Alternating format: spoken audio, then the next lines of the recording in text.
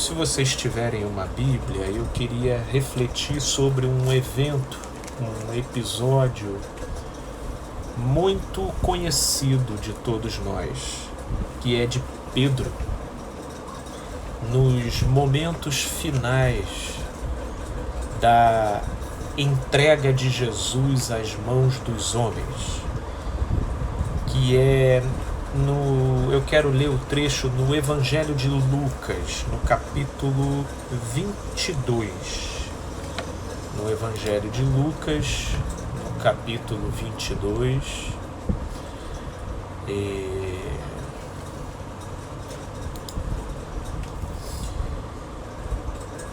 E aí, nós vamos ler aqui a partir do verso 31. Em Lucas, no capítulo 22, a partir do verso 31. Esse trecho aqui, ele é sequência de um dado acontecimento. Eles já estavam na ceia, na última ceia de Jesus, e rolou um burburinho entre eles sobre quem seria o maior no reino dos céus, né? Quem seria o maior no reino de Jesus, conforme a concepção que eles ainda tinham do que seria o reino de Jesus.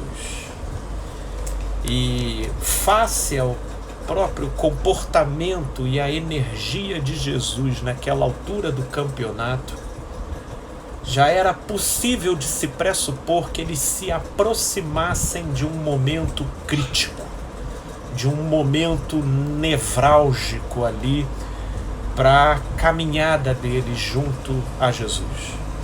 E então eles começam esse tipo de discussão que na verdade foi sucedida de uma outra discussão, que seria quem será o traidor.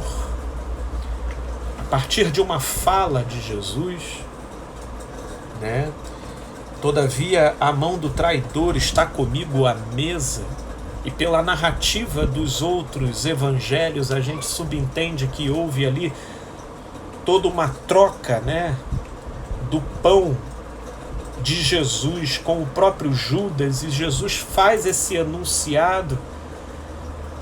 Mas naquela altura do campeonato os discípulos ainda tinham tanta dificuldade para interpretar as falas de Jesus, seja quando ele era concreto e direto, literal, ou quando ele estava falando no nível simbólico, que eles não conseguiram pescar que aqueles de quem ele falava era Judas. Mas mais do que isso, ficaram apreensivos relativo a quem poderia ser aquele que iria trair Jesus. E logo depois começa-se então uma celeuma entre eles sobre quem seria o maior. É tudo ato contínuo, estavam tudo ali no cenáculo. Veja como que a disposição da consciência na elaboração de uma concepção sobre si ainda era algo muito frouxo, ainda era algo muito cambaleante, ainda oscilava muito. Ela foi do medo de repente ser aquele a quem Jesus estava se referindo como traidor, para a disputa acerca de quem seria o maior. E no meio dessa oscilação de sensação, que era o que governava a disposição mental dos envolvidos, Jesus então ele explica para eles que entre eles não era assim. Jesus, entendendo a natureza daquilo que eles discutiam, Jesus até fala de uma forma interessante, dizendo que entre os governadores se estabelece a autoridade, mas entre vós o maior será aquele que serve. Será aquele que serve. E ainda naquela onda de oscilação que obviamente tinha a intenção de querer convencer a si mesmo de uma maior aproximação de Jesus, porque veja, primeira fala de Jesus, ela estabelece um milindre generalizado. Quem pode ser o traidor? Véi, será eu? Não, pelo amor de Deus, eu jamais gostaria que o mestre pensasse alguma coisa desse respeito de mim. Vocês já pararam para pensar que não existe, assim, uma das coisas mais desconfortáveis nessa vida é a pressuposição do que o outro poderá estar pensando de mim? Isso é uma das coisas que mexem. Elas colocam os nossos circuitos do lado de dentro os nossos circuitos, diga-se de passagem, defensivos do lado de dentro para agir. E a gente começa a entrar numa relação de ambivalência, porque é como se o outro, duvidando de mim, colocasse em xeque a minha própria concepção sobre mim mesmo. Tanto quanto, quando há um consenso do outro sobre mim, é como se a minha própria concepção estivesse então resguardada e segura sobre mim mesmo.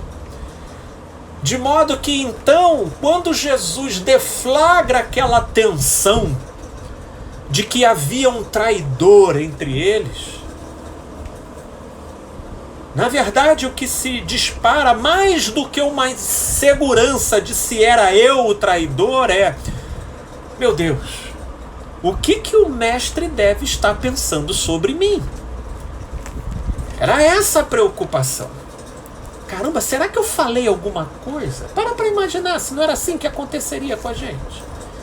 Você está ali caminhando junto, procurando aprender, procurando servir. O ponto de referência era Jesus. E aí ele fala: um de vós vai me trair.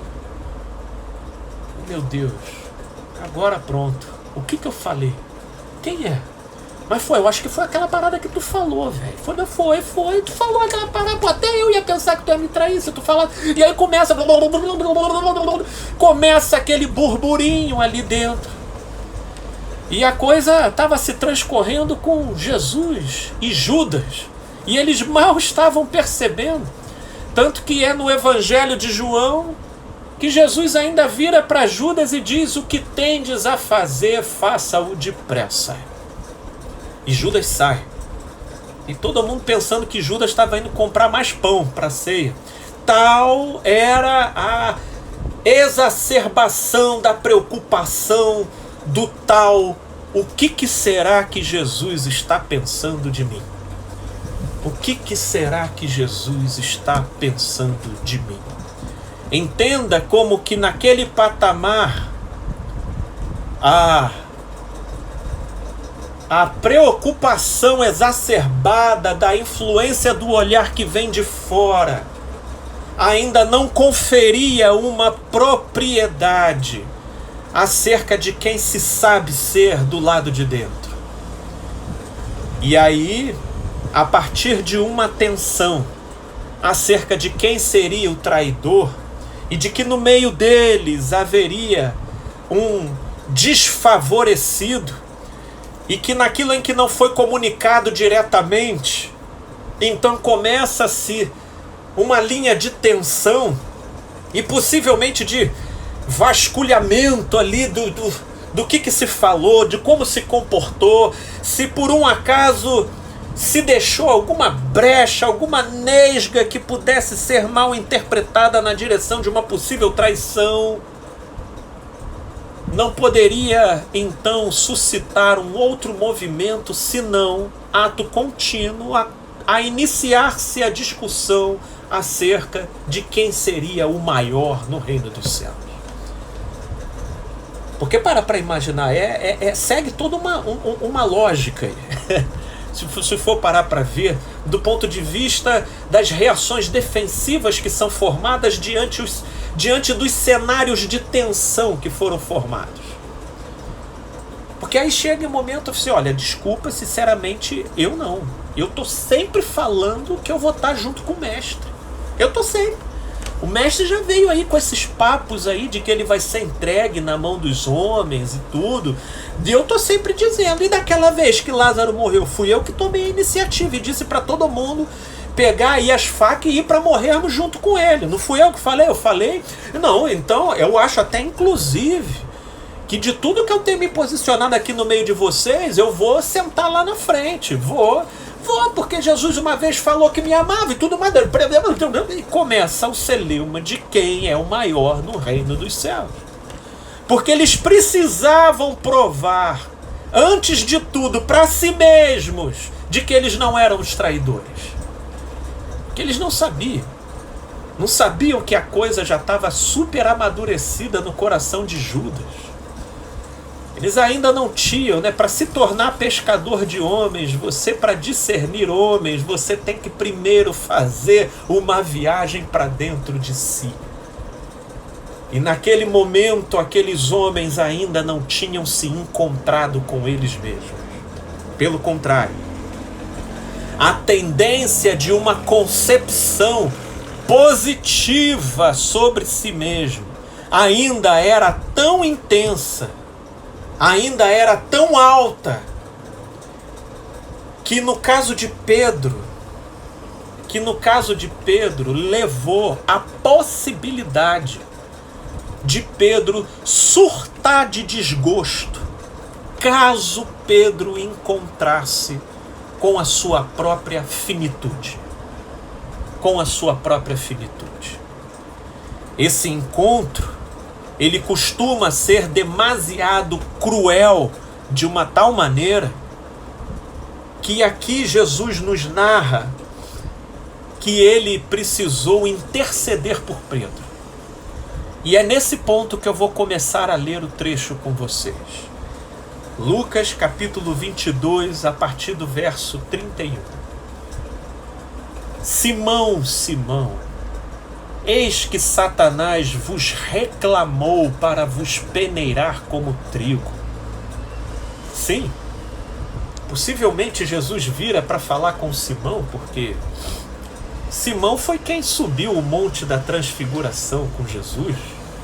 Simão foi aquele em quem, em Mateus 16, ouviu de Jesus: Simão, tu és Pedro, e sobre esta pedra eu edificarei a minha igreja. Simão tinha lá alguns argumentos para afirmar que ele tinha um quê de predileto na turma.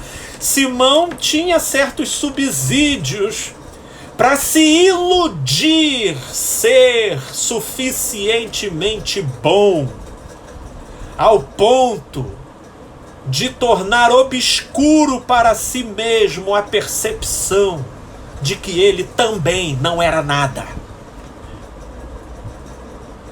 O fato é que quando nós ouvimos a ameaça de uma traição, isso nos desestabiliza de uma tal forma que a gente quer afirmar a nossa superioridade.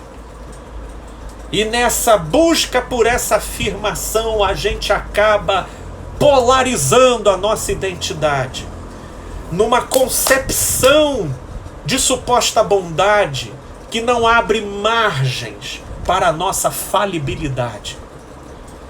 E é nesse engano que Satanás reclama para peneirar que nem trigo. Porque o choque da constatação acerca da nossa própria realidade em relação a uma pessoa que, para fugir de uma concepção negativa, crie sobre si uma ideia idealizada, esse encontro aí, ele é catastrófico. E é aqui que Jesus se coloca: Simão, Simão, eis que Satanás vos reclamou para vos peneirar como trigo. Eu, porém, roguei por ti, para que a tua fé não desfaleça. Tu, pois, quando te converteres, fortalece os teus irmãos. Tu, pois, quando te converteres, fortalece os teus irmãos. Que conversão é essa? Que conversão é essa? Senão o encontro com a nossa falibilidade, porém amenizada e apaziguada pela paz de uma aceitação que vem do alto.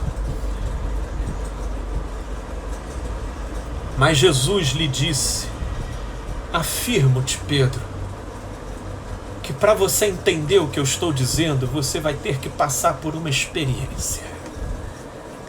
Você vai ter que ter esse encontro. Eu só roguei para que a sua sanidade fosse preservada quando os seus olhos forem abertos para a sua própria realidade. Mas afirmo-te, Pedro, que hoje 3 vezes negarás que me conheces antes que o galo cante. Antes que o galo cante. E Jesus lança ainda algumas recomendações a mais. Jesus é preso no Getsêmani, na calada da noite. Segue uma turba armada com paus e pedras para o pegar. Jesus diz: ensinei no templo, ao ar livre para vocês, e vocês nunca me apanharam. E agora, na calada da noite, vocês vêm aqui me prender como se eu fosse um ladrão, um salteador. E Jesus diz uma coisa interessante: esta, porém, é a vossa hora e o poder das trevas. É interessante pensar como que, pelo incrível que pareça, nesse mundo que nós vivemos, até as trevas têm o seu momento.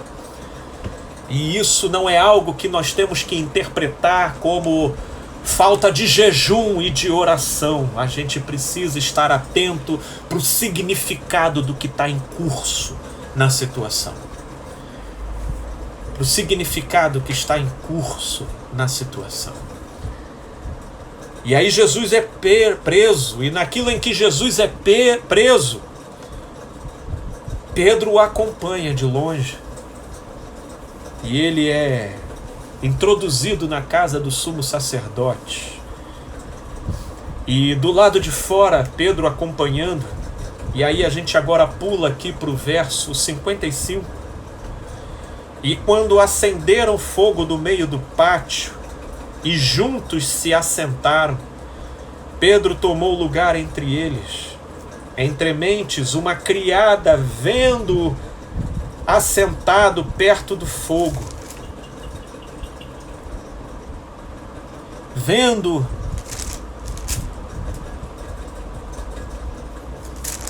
uma criada assentado perto do fogo, fitando, disse: este também estava com ele. Mas Pedro negava, dizendo: mulher, não o conheço. Não o conheço. Perceba como que frequentemente, quando a gente é rodeado por olhares que carregam uma pressuposição de interpretação diferente, a nossa tendência é assumir um comportamento diferente nesse grupo diferente. É assim. Então, como que da água para o vinho, pouco depois, vendo o outro, disse: também tu és dos tais. Pedro, porém, protestava: homem, não sou. E tendo passado cerca de 1 hora, outro afirmava, dizendo: também este verdadeiramente estava com ele, porque também é galileu. Mas Pedro insistia: homem, não compreendo o que dizes. E logo, estando ele ainda a falar, cantou o galo. Então, voltando-se o Senhor, fixou os olhos em Pedro, e Pedro se lembrou da palavra do Senhor, como lhe dissera: hoje 3 vezes me negarás antes de cantar o galo. Então Pedro, saindo dali, chorou amargamente. Amargamente. O mesmo Pedro que aqui no versículo 33 disse: Senhor, estou pronto para ir contigo, tanto para a prisão quanto para a morte. E ninguém aqui poderá duvidar da sinceridade de Pedro quando ele disse essas palavras aqui. Ninguém aqui. Eu tenho absoluta certeza que Pedro fez essa afirmação do alto da sua sinceridade, tanto quanto do alto da sua total ignorância sobre si mesmo. Porque foi o contexto mudar, as pessoas ao redor mudarem, a concepção vigente e predominante se transformar. Pedro então é acometido por um pavor, que quando o galo cantou, o canto do galo foi a situação espelho que Jesus utilizou para que Pedro pudesse se enxergar. Porque se não houvesse nenhuma referência ao qual Pedro pudesse tomar ciência de que ele foi visto, de que ele foi flagrado na sua fragilidade, Pedro iria dissimular. Pedro iria dissimular, mas Jesus criou um elemento espelho para que então, pela via da ciência de que Jesus sabia, Pedro pudesse se enxergar. E foi esse encontro que levou Pedro a chorar amargamente. Esse choro aqui, amargo, ele é um protótipo para todos nós. Para todos nós. Porque nós estamos num mundo onde a nossa identidade ela está sempre sendo relativizada pelo olhar do outro. De uma certa forma, nós estamos sempre sendo questionados acerca de sermos, em algum nível e em algum aspecto, traidores, ou aqueles que possuem características negativas e que denigrem a nossa própria idealização sobre nós mesmos. Então, naquilo em que lidamos com o meio, e isso nós estamos falando tão somente das consequências da horizontalidade das relações interpessoais, do nosso contato e da nossa interação com os nossos pares e o modo como o outro nos vê e o outro nos interpreta. Então essa pressuposição de inferioridade, de incapacidade, de maldade, de que você é um pai ruim, de que você não é uma mãe boa, de que você não é uma filha boa, de que você não é uma mulher boa, de que você não é um homem bom, de que você não é um líder adequado, de que você não é um profissional suficiente. Todas essas relativizações do olhar sobre o outro acionam na gente mecanismos de defesa que buscam a afirmação de superioridade. E essa afirmação e essa necessidade pela afirmação de uma superioridade cria uma concepção idealizada sobre a gente. uma concepção idealizada sobre a gente que leva a gente inconscientemente a querer abraçar causas que estão para além daquilo que a nossa relatividade esteja consistentemente ajeitada para poder abraçar.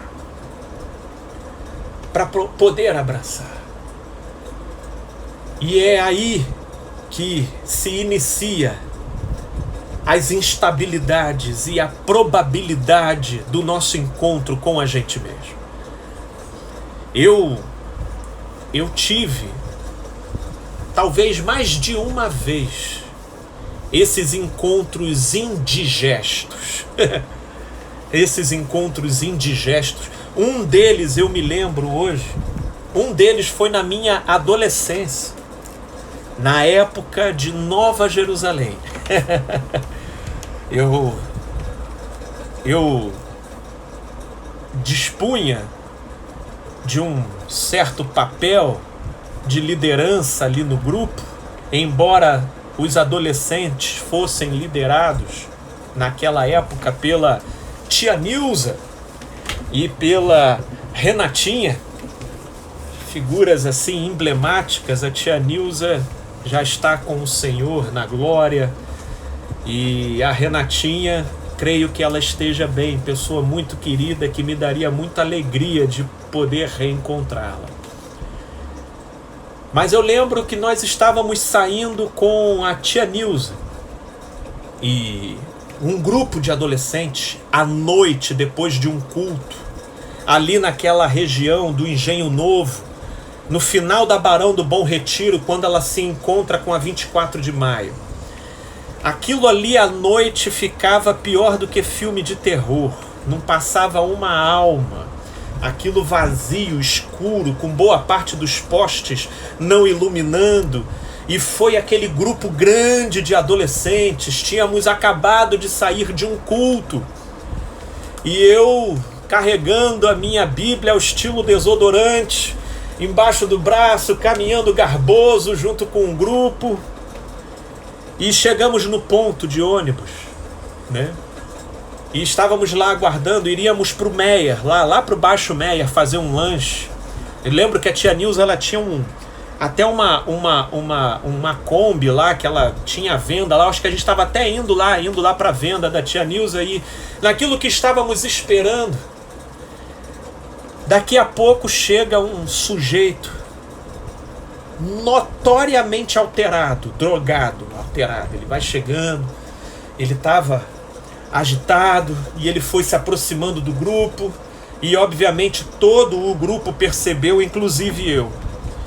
E ele vendo, né, várias meninazinhas bonitas ali no grupo, e começou aquele burburinho, assim, ai meu Deus, você tá percebendo? Tá percebendo? E eu imediatamente comecei a acalmar, assim, gente, pelo amor de Deus, acabamos de sair de um culto maravilhoso. Calma, gente, Deus está aqui com a gente. Pelo amor de Deus, o que vai acontecer com vocês aí? Se vocês ficarem nervosos, isso vai atrair e tudo. E aí o grupo, pelo menos os que estavam ali ao redor, percebendo o Felipe mais calmo, mais estável, começaram a se aproximar de mim. E foram se aproximando. Eu disse, calma, gente, peraí. Até o momento, meus amigos, que o sujeito saca a pistola da cintura. Aí ele sacou a pistola da cintura.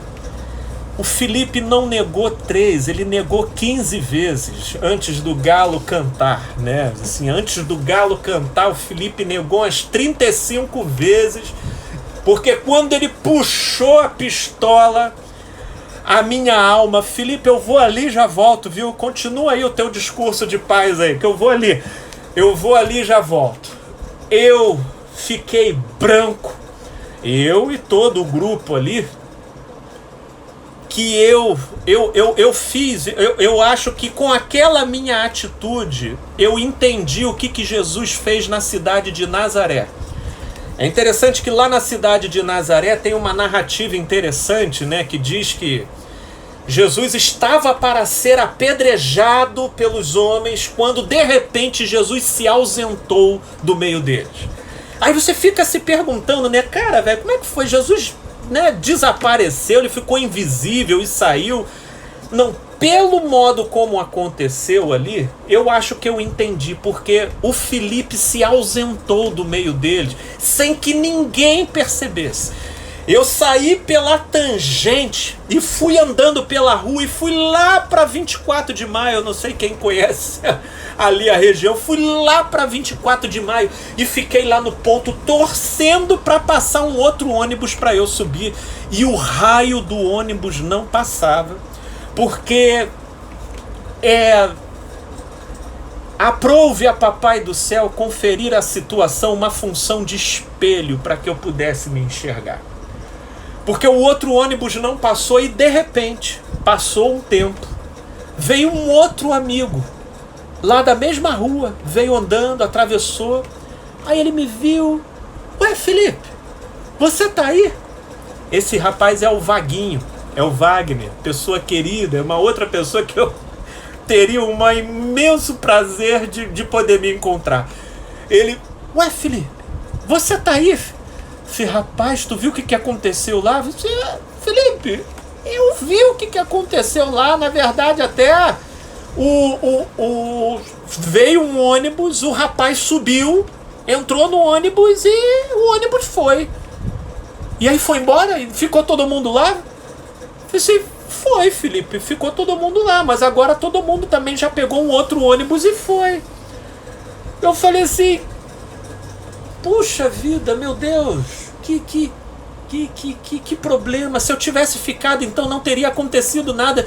Pois é, Felipe, tu tava acalmando todo mundo e daqui a pouco, como num passe de mágica, ficou todo mundo, cadê o Felipe? O Felipe sumiu. Aí ele começou a rir, de se escangalhar, e não me restou outra alternativa a não ser rir, mas eu fui acometido de uma angústia.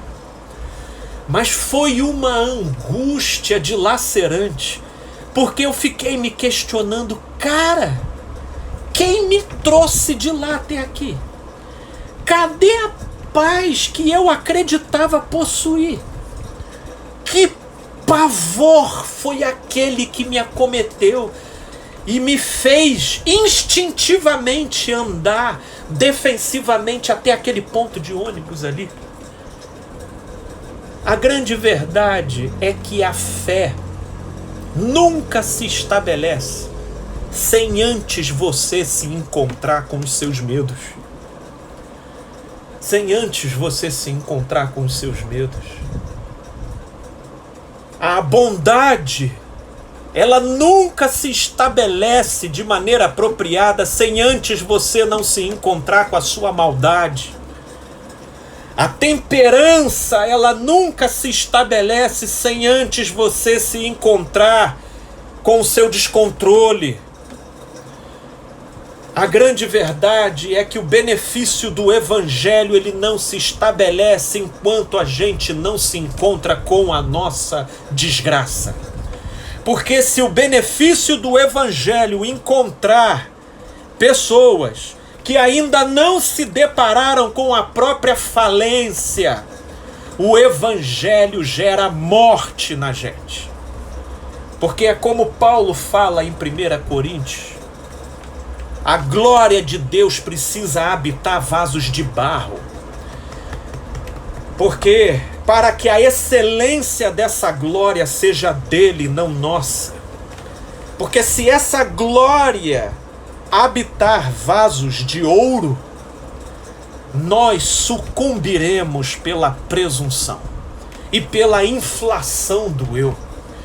Por isso é que antes da graça nos habitar com todos os benefícios e prerrogativas que ela traz, a gente, tal como Pedro, precisa chorar amargamente.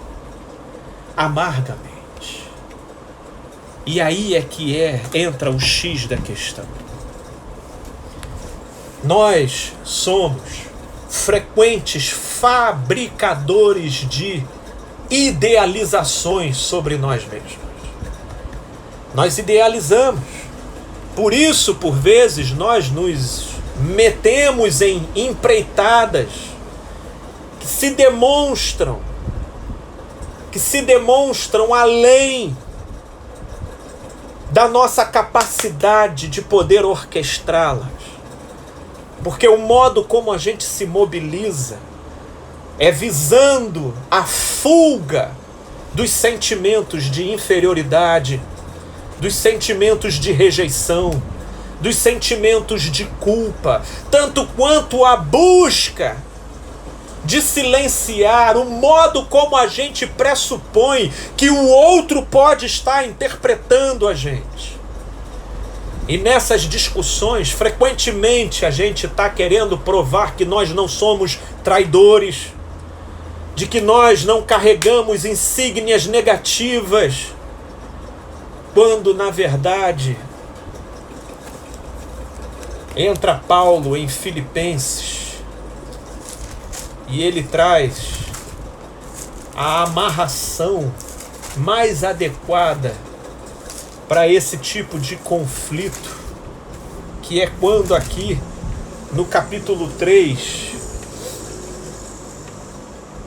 ele traz as seguintes palavras: bem que eu poderia confiar também na carne. Essa que é a verdade, né? Essa, inclusive, é a nossa aspiração mais íntima, né? É a nossa aspiração. A gente quer confiar na carne. Eu quero poder dizer, eu sou um bom pai. Eu quero poder dizer, eu sou um bom profissional. Eu quero poder dizer, eu sou uma boa esposa. Eu quero poder falar, eu não tenho nada que vocês possam dizer quanto a isso, isso e aquilo. A gente quer poder se afirmar sobre a carne. É confortável, dar uma sensação, traz uma vibe de propriedade extraordinária. E diz, eu bem poderia confiar na carne, se qualquer outro pensa que pode confiar na carne, eu ainda mais. E aí ele diz, circuncidado ao 8º dia, que era uma exigência para a cultura da época no qual ele estava inserido, Paulo, da linhagem de Israel, da tribo de Benjamim, ou seja, ele tinha um endereço de genealogia que era uma outra insígnia de distinção na cultura no qual ele estava inserido. Hebreu de hebreus, quanto à lei fariseu, quanto ao zelo perseguidor da igreja, quanto à justiça que há na lei irrepreensível. Que justiça era essa? A justiça das aparências.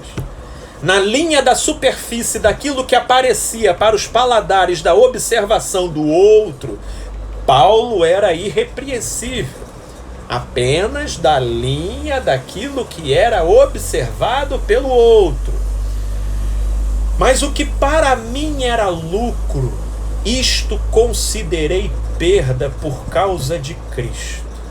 Sim, deveras considero tudo como perda por causa da sublimidade do conhecimento de Cristo Jesus, meu Senhor, por amor do qual perdi todas as coisas e as considero como refúgio para ganhar a Cristo e ser achado nele, não tendo justiça própria, não tendo como principal conteúdo de aprovação de mim mesmo uma história infalível que não permita ao outro elaborar nenhuma crítica qualquer que seja sobre mim, porque a minha justificação vem do alto e a minha aceitação eu a vivo pela fé. É isso que Paulo está dizendo aqui. A justiça que procede de Deus, baseada na fé. para o conhecer e o poder da ressurreição e a comunhão dos seus sofrimentos, conformando-me com ele na sua morte, para de algum modo alcançar a ressurreição dentre os mortos.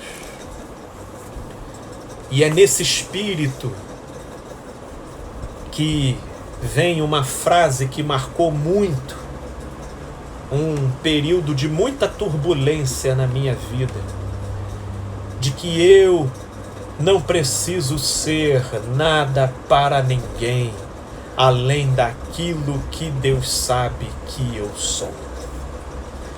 Eu não preciso ser nada para ninguém, além daquilo que Deus sabe que eu sou. Nós estamos sempre sendo desiludidos pelas circunstâncias da vida e que quebram idealizações que formamos ao nosso respeito e que cumprem a função de espelho a fim de denunciar a nossa própria relatividade. Mas a grande pergunta que eu faço é: até quando choraremos amargamente por essa experiência? Até quando? Até quando choraremos amargamente para com a constatação da nossa verdade? Até quando projetaremos poder no olhar do outro, em relação ao outro pensar de nós aquilo que nós tenhamos que provar a nós mesmos que nós não somos, mediante a fabricação dessas idealizações que mais contribuem para a nossa própria alienação do que para a produção de uma concepção saudável sobre nós. E aí viria a pergunta: Felipe, então qual é essa concepção saudável sobre nós? É de que eu, sem ele, eu não sou nada. É de que o que eu sou vem dele. E é por ele que eu vivo. Porque a minha aceitação, ela é vivida pela fé. E não por um consenso do olhar da maioria sobre mim. Da maioria sobre mim.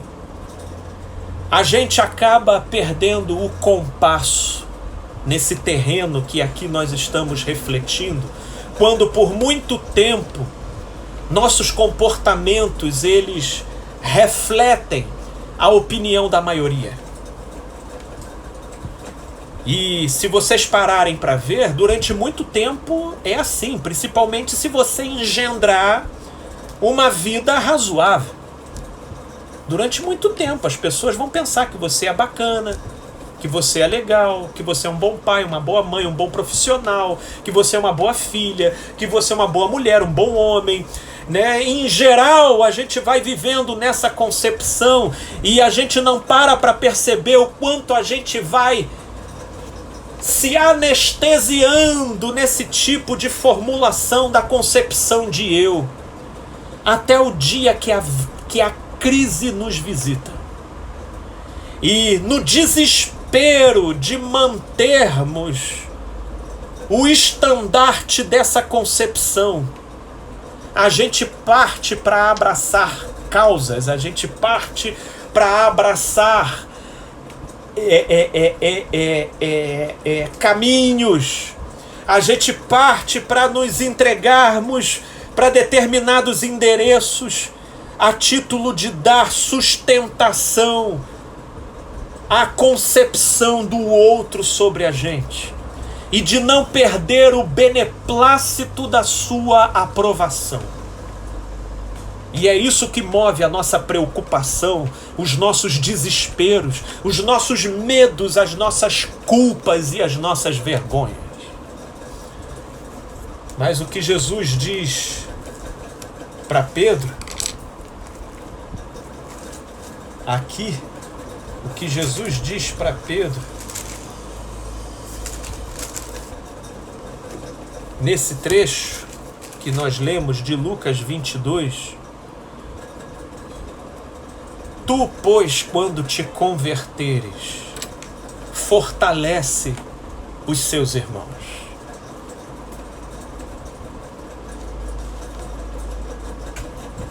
Depois de eu ter me encontrado com a minha desgraça, com o meu medo,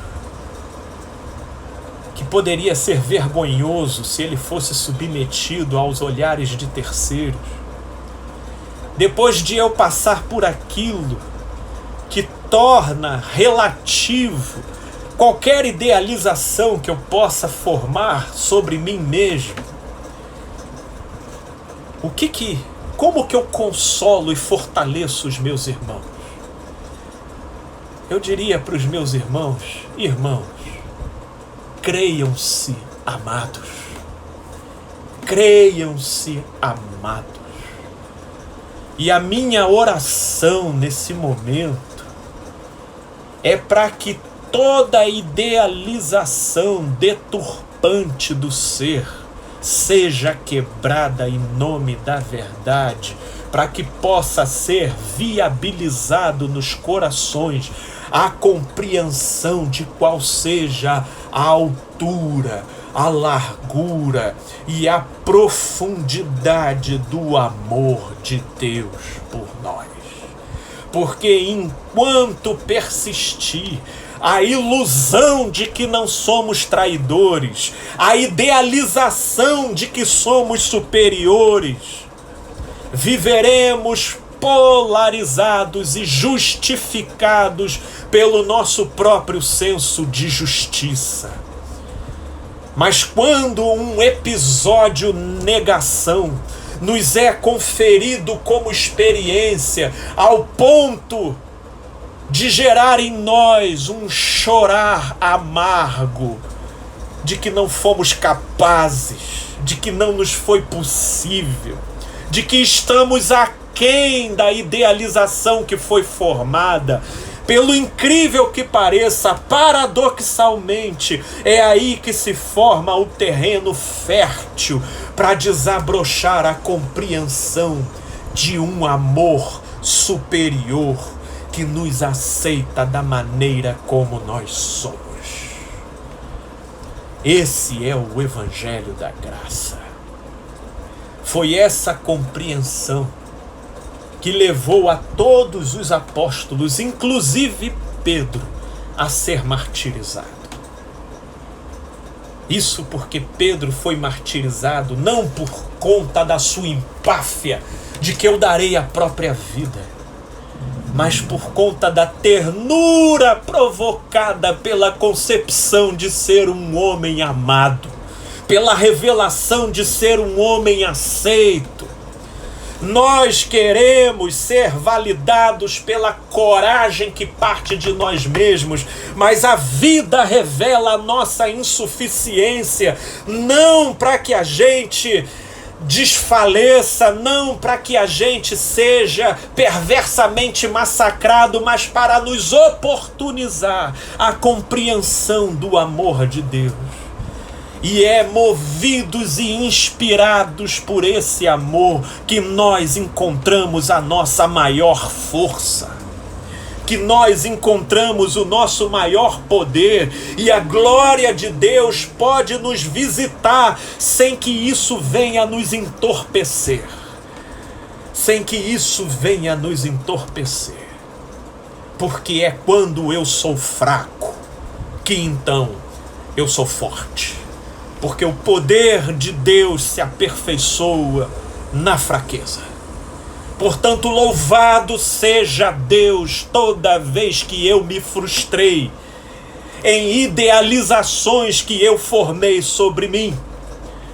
Porque o que me justifica não é a concepção do outro sobre mim, mas aquilo que eu vivo pela fé diante de Deus. De ter sido aceito e justificado por aquilo que eu sou. Por aquilo que eu sou. Pobre, pecador. Nada além disso. Pobre pecador. E o que há de vier de melhor e de bom a partir disso é graça. É graça. E nisso eu encontro o meu equilíbrio. E nisso a minha melhor versão, ela brota porque ela fica inspirada. A minha melhor versão é fruto de inspiração no amor e não de uma genética perfeita. A minha melhor versão é fruto de que eu fui um desgraçado alcançado por um favor superior e não porque eu sou de uma linhagem diferenciada e não porque eu possuo características diferenciadas em relação à massa.